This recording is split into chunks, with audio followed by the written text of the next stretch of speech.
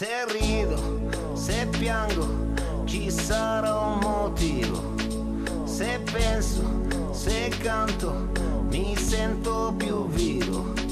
Se vinco, se perdo, rientro nel gioco.